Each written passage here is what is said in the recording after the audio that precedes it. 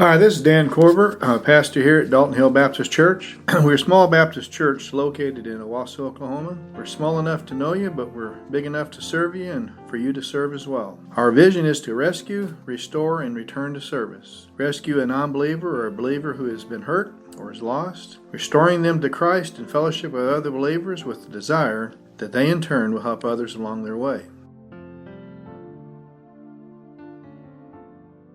So here's a conjecture on my part that complaining comes easily to all of us. I would even go further and say complaining is as natural as eating and breathing. Complaining is kind of our default setting if we're not careful. You want to get a conversation, a lively conversation started, get a group of people together. Complain. It's like putting gas out there and then striking a match and just tossing it. We complain about politics. You realize we're in an election year, right? One of my friends said it this way: somebody's going to win. We complain about food prices. We complain about the economy, the cost of, and you just fill in the blank, medicine, internet, gas. I mean, just we complain. By the way, this is nothing new. If you read the Old Testament, the Exodus generation, those people who were freed from 400 years of slavery, just in Exodus were recounted for us 10 times they complained. Now that's not necessarily a record of all the times they complained, just 10 times that they complained. So it's not new. Now we're not going to go there as far as our text for this morning, but I want you to listen. I'm going to read a couple verses from Romans. We're going to actually go to Psalms in just a second. That's where we're going to camp. But in Romans 1, Paul is writing to talk to believers in Rome, and he's saying, before Jesus, this is what Gentiles were like, and this is what Jews are like, which kind of captures all of us. Yes? And so here's what he says about lost people.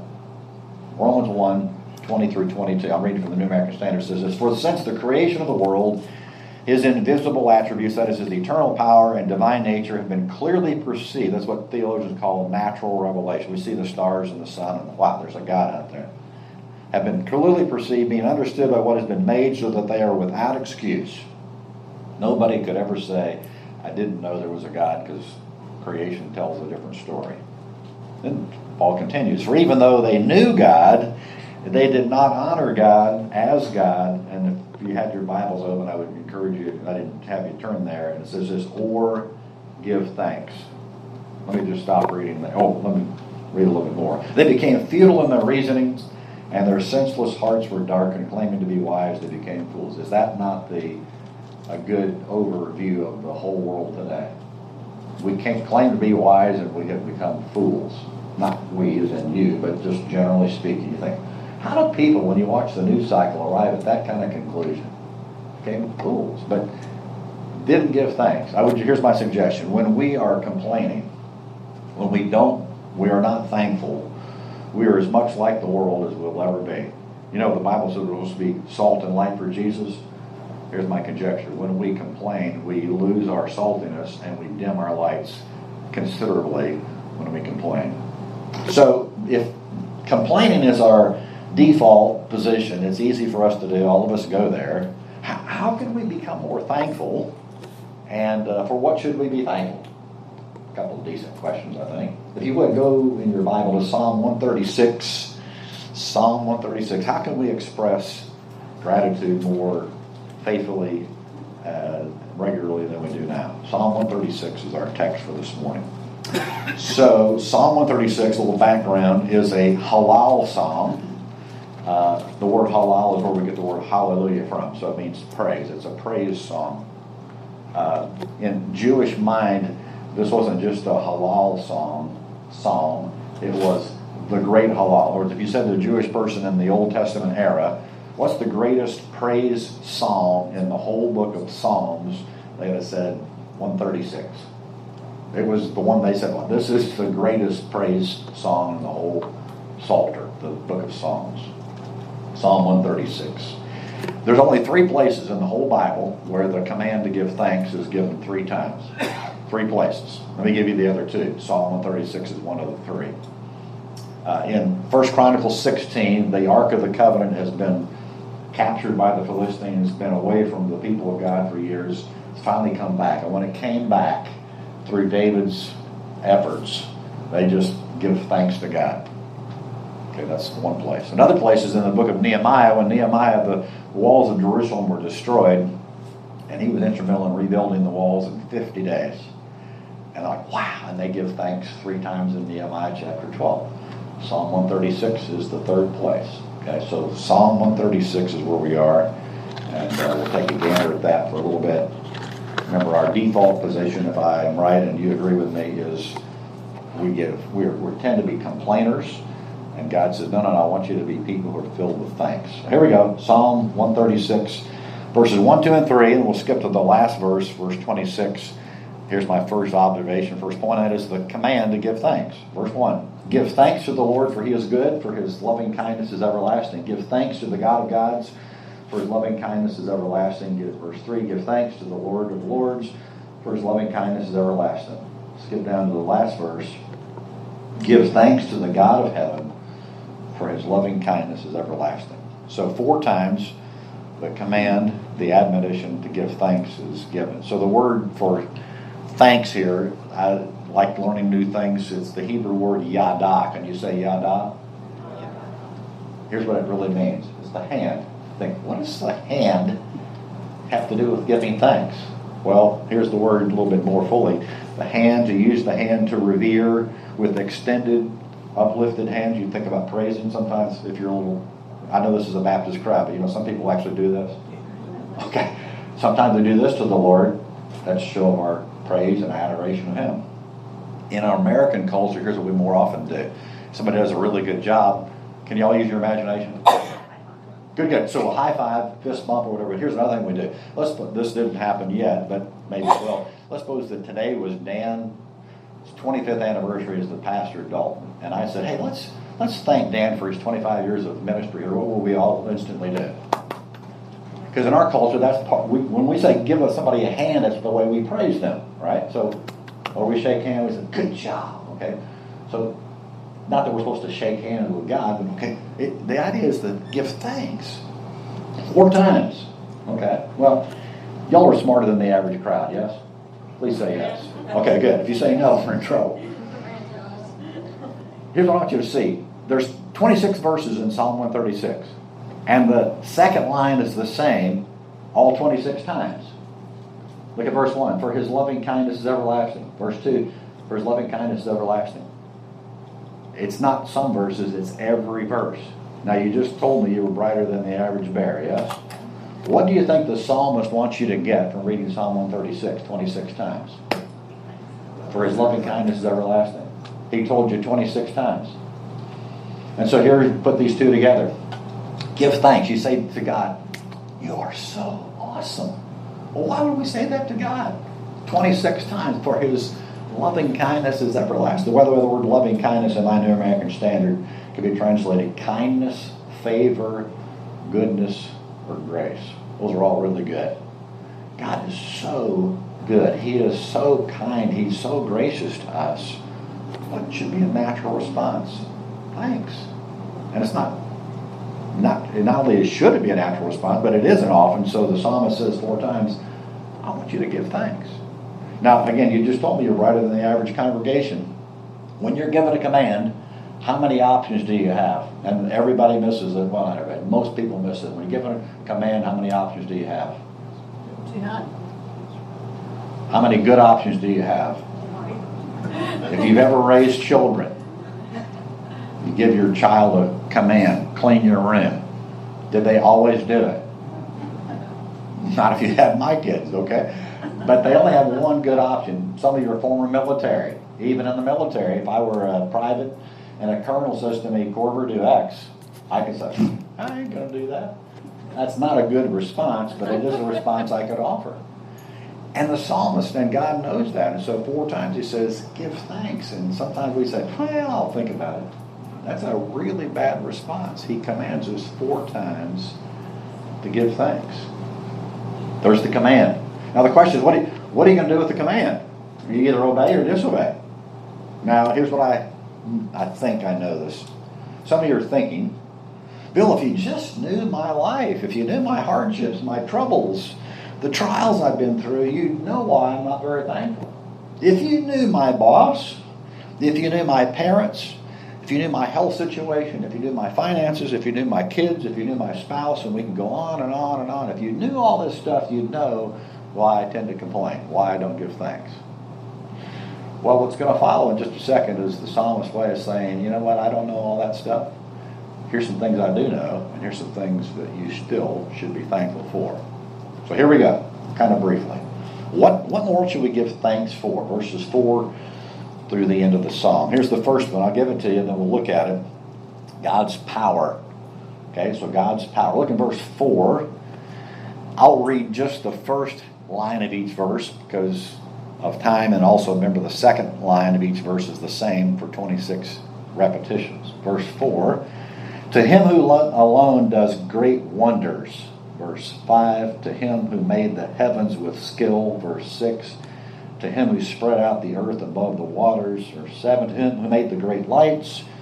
Verse 8, the sun to rule by day. Verse 9, the moon and stars to rule by night. God's creation. All right, well, behind God's creation is this fact. He's a powerful God. To him who alone does great wonders. To him who made the heavens with skill. In theology, they often call this concept ex nihilo. It's two Latin words that just means out of nothing. Everything you've ever seen in your life, God made from nothing. Y'all with me on this? He didn't use any pre-existing materials.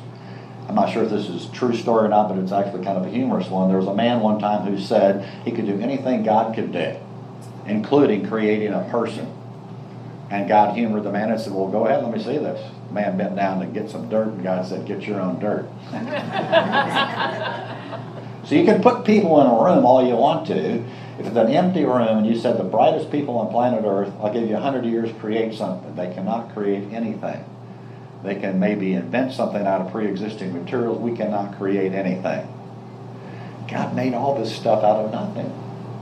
Now we don't have the time, but if you went, we're in Psalm 136, if you went to Psalm 139, in Psalm 139, the Bible talks about how God fashioned people. Forget the stars. Well, let me just a real quick thought about the stars. Estimates right now are there are 100 billion stars in the world, in the universe. Now that's just a guesstimate, right? 100 billion. Do you know, you've probably seen this, you can go online maybe for a birthday present for somebody and you can pay $100 to name a star after somebody. I know you can do that. Let me just save you the $100. Because Psalm 147:4 says this, that God knows everyone by name. He not only created 100 billion, he's already named them. So don't spend the $100. God has a name for that star, and he knows it. That's how great he is. Now let's go back to closer to where you are. Psalm 139, we're not going to go there, but in verses 13 to 15, my Korver paraphrase, here's what he says. That God intricately fashioned you when you were still in your mother's womb. It's like he took a pair of knitting needles and fashioned you together. All the stuff about you, he made. For example, you know, the fact that we can see, eyesight is an amazing thing. In your eye, you have this thing called cones and rods and pupils and all this stuff that has to work together so you can actually see something. Well, who did that? It wasn't evolution. It was God who knows stuff, and he made you where you could have eyesight. Some of us don't hear like we once did. Yes? I'd be right up there. But a person who has normal hearing when they're younger, let's say, science tells us this, that the way God created your eardrum, you could hear a sound that's so faint it makes your eardrum flutter 1/billionth of an inch, and you can hear, like, you kind of tilt your head like, what was that? I don't know what, 1/billionth of an inch. I've got tape measures on that measure 1/16th of an inch. Think of 1/billionth of an inch. That's God. You know, we know our Bibles a bit. When God created human life, he created Adam out of nothing, out of the dirt that he made, actually. What did he make Eve out of? A rib? Okay. What about you? Well, he didn't make you out of dirt. He didn't make you out of a rib. For you, it was a sperm and an egg that came together. And 9 months later, when you were born, modern science tells us this, your brain has 1 trillion synapses. Those are little connections. If you're not real good at math, a trillion is 1,000 billions, which is like saying 1,000,000 millions of connections in your mind, in your brain. That's God. He made all this stuff. Let me make it as down to earth as I can. If you've ever seen a sunrise, a sunset, azaleas and dogwoods in bloom, a snow-capped mountain, fall leaves in the mountains, or your grandchildren's art on your fridge, you got reason to be thankful. If you've ever heard the chirp of a bird, a bugle of an elk, a soul-stirring piece of music, the laughter of kids or grandkids playing a game together, you have reason to give thanks. And if you've ever tasted a ribeye grilled to perfection, and I just lost half the crowd. My son and I have an argument. By the way, I think a ribeye is what will lead in the kingdom. I can't prove it biblically, but I just what I think. He says, Dad, you ruin a ribeye because I order mine medium well. He said, you cook all the taste out of it. That's true. He waves his over the flame. I said, no, when I eat mine, I don't want it to still be moving. All right, okay. So we do agree that the choice of meat is a ribeye. Now back to my story. If you've ever tasted a ribeye grilled to perfection, a warm cookie right out of the oven, cool water on a hot day, homemade peach ice cream, a cup of coffee on a cold day, or early in the morning, you have reason to thank God for His power to create. He's the one who created you with eyesight, with taste, with hearing, and the other senses we haven't even talked about. That's God.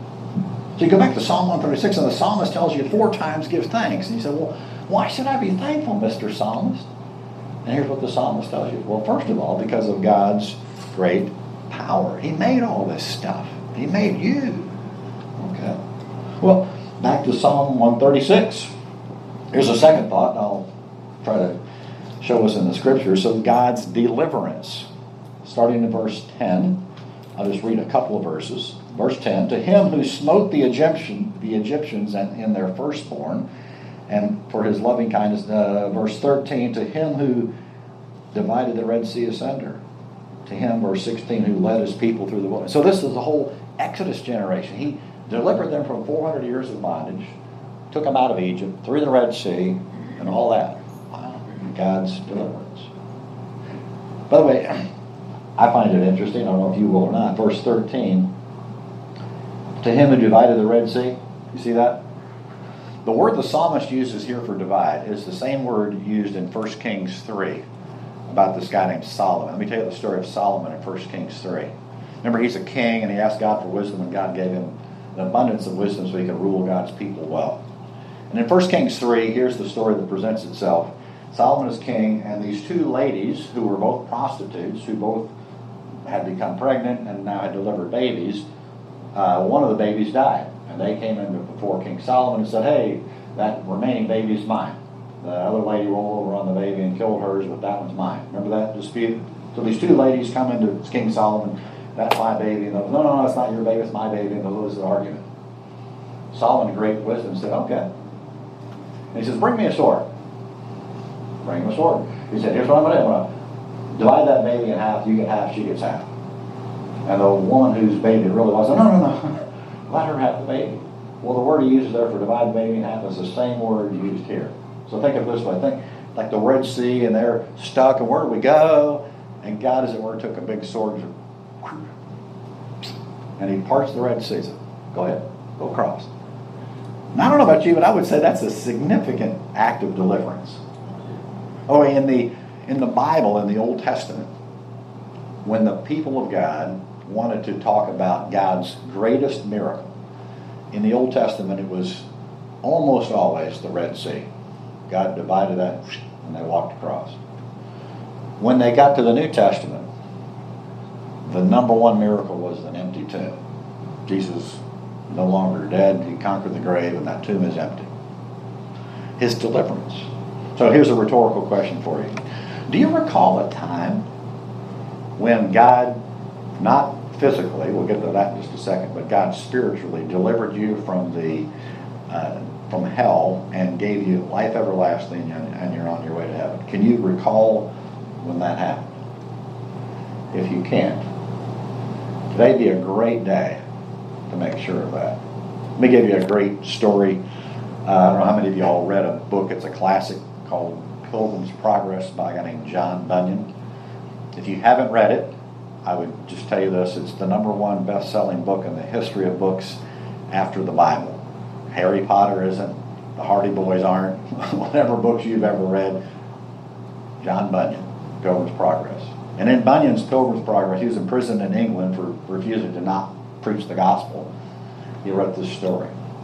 It's a story about a man named Christian, and he's on his way from the city of destruction to the celestial city, kind of a allegorical journey from hell to heaven. And on his journey, he's carrying this humongous rucksack, backpack, knapsack, whatever you want to call it. He can barely stumble along. And he gets to the cross, and at the foot of the cross, he believes the gospel, and it's off, and he's suddenly light free. It's a great picture. We carry so much stuff, sin and the burden of sin, and at the foot of the cross, it all drops. What happened to Christian in the story? What happened to you the moment you believe? Or, if you haven't believed yet, will happen to you the precise second you believe Jesus' promise. Here's his promise. John 6:47. Jesus said, "Truly, truly, I say unto you, he that believes in me has everlasting life." Now, he's a promiser. He makes a promise. What is it? Everlasting life. What's the condition? Believing for it. That he will give that to anybody who believes that I'll give you everlasting life. It's not because of all that I do, my church attendance, my tithing, all this stuff. No. Simply believing his promise for everlasting life. So, question between you and the Lord. Have you believed? Can you point to a time when you believe? By the way, in the case of Psalm 136, this was about physical deliverance. We're not going to go too far down this field or this road, but I'm sure all of you can recount times when God physically delivered you. You know, you had those like really close calls, or maybe you kind of got injured, but it wasn't like deadly. Y'all remember those things? These things, by the way, they're usually way more common in your childhood and youth. I was a way more protective parent than my wife Marcia ever has been, and here's the reason for it. She was not as stupid as her husband. I did some of the dumbest things known to man. I mean, like coming that close to parachuting out of trees with a bed sheet tied to my back. I mean, just like, are you kidding me? Listen, I was never accused of being the sharpest knife in the drawer, okay? God spared me, and he spared you multiple times. He said, well, I got a broken arm, or I got the... You're here, aren't you? It's because God spared you. His deliverance. So why should we give thanks? Well, God's power, God's deliverance, and then lastly, God's provision. Look at verse 23. Who remembered us in our low estate, for his loving kindness is everlasting. Verse 24, and has rescued us from our adversaries. Verse 25, who gives food to all flesh. So think about that last line, verse 25, or last verse that I just read, who gives food to all flesh in their low estate. You remember after they left Egypt, the Exodus generation, they, because of census in the book of Exodus, we know they had 605,000 military men. So if you look, all the younger men, all the older men, and all the women, conservative estimate, 3 million people. You with me? This is yes. Okay, keep you awake too. So 3 million people. Remember what they had for breakfast, lunch, and dinner for those 40 years? Manna. Okay, so the best thing, just think about bread. Okay, it said it was like flakes. They would gather the flakes, they would make bread out of it. So just think about bread. Okay, so just think if you had a sandwich for breakfast, a sandwich for lunch, and a sandwich for dinner. Y'all with me so far? We're not going to be healthy, so it's going to have a slice on the bottom and a slice on the top. Right? How many slices of bread is that per day? 6. Now, I don't know about you, but I eat a lot more than that. We're just going to make it pretty easy. Okay? 6 slices of bread a day. How many million people do we have? 3 million. Now, if you're math challenge, 3 million times 6 is 18 million. 18 million slices of bread a day. I did the math ahead of time. So if there's 20 slices in a loaf of bread, That's like 900,000 loaves of bread per day for 40 years. By the way, a little barb here, they didn't have any supply chain issues back in the day either. God just can't get it through. No. Oh, by the way, a little bit of background. So on Friday, it was 1.8 million. Remember, because they had to double up on Friday. 1.8 million loaves of bread fell from heaven. Never a problem. Wow. That's God's provision. 40 years, never once. We don't have anything to eat today. No, never once. How has God provided for you? Now, I can't take time for your stories. Let me just tell you a couple real quick ones about my life. When I was a senior in Bible college, our schools basically said, hey, you cannot graduate from this school and have an outstanding bill, which is a good policy to have. I got a notice in the mail that said I owed X amount of dollars. This is like in March. I'm supposed to graduate in May. It would be the equivalent of what I made in 2.5 months of the part-time work that I was doing. Wow, that's a lot of money. I took this notice out of my P.O. box, set it down to do something else, and forgot about it. Well, I came back a couple days later, and there it is. Oh, yeah. So I went to the finance office, and I said to this lady named Miss Carm, I said, Miss Carm, I need to work out something where I can pay this thing off. She looked at her record, and she says, your bill's been paid in full. Somebody came by and paid it all. Wow, how did that happen? She said, well, they want to be anonymous. Wow. What are you talking about? God's provision. But sometimes God doesn't just provide miraculously. Have you figured this out? Sometimes here's what he does. He gives you opportunities to provide for yourself. So fast forward many, many years.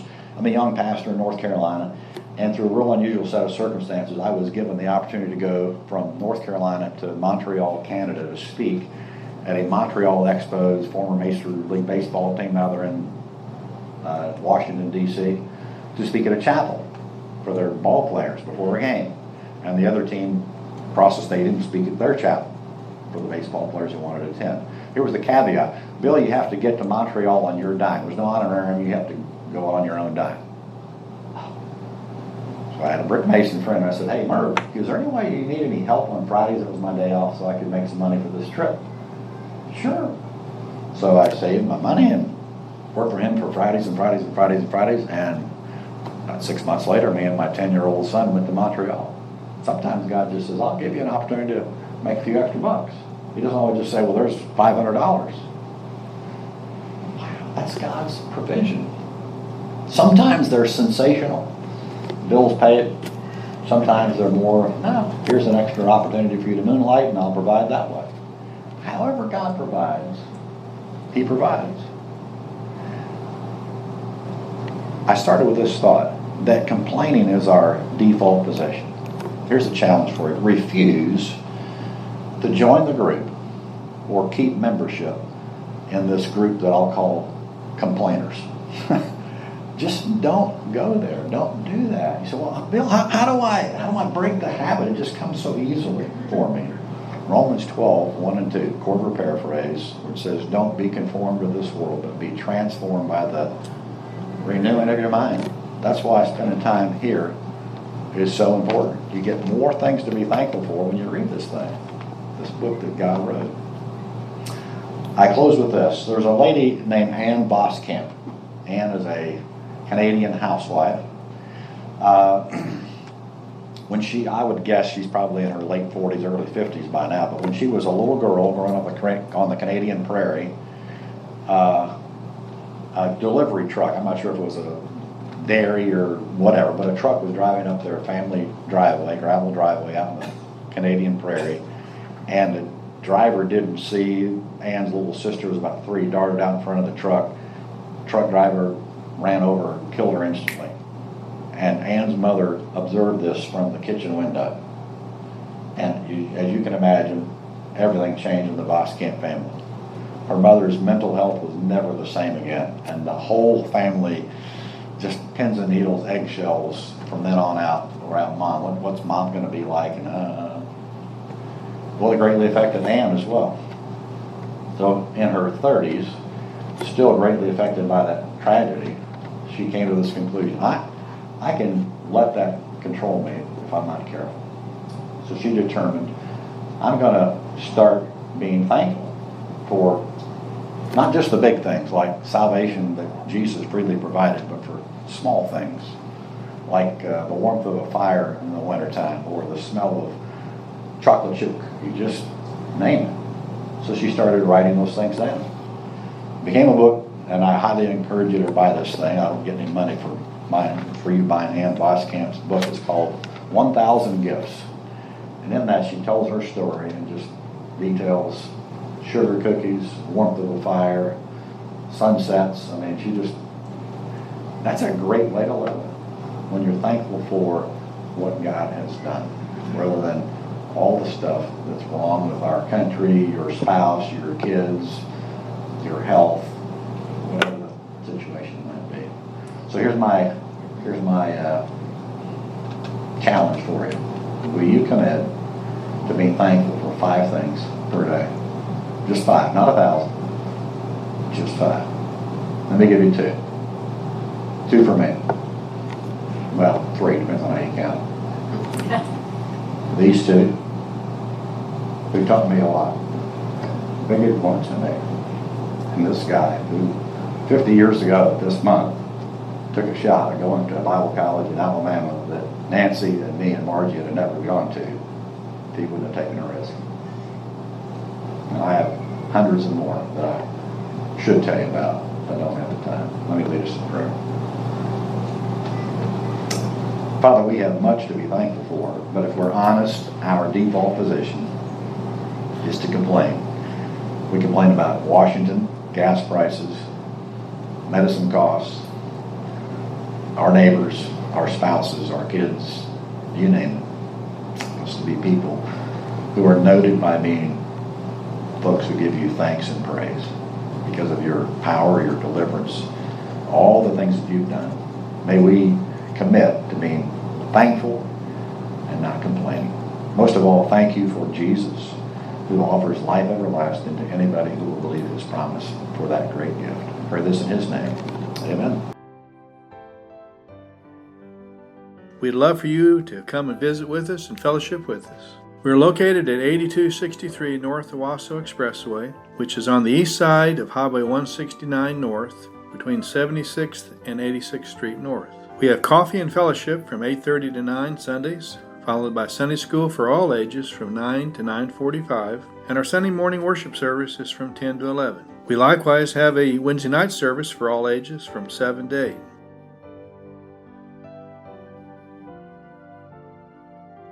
Now may the Lord of peace himself give you peace at all times, and in every way the Lord be with you all the time.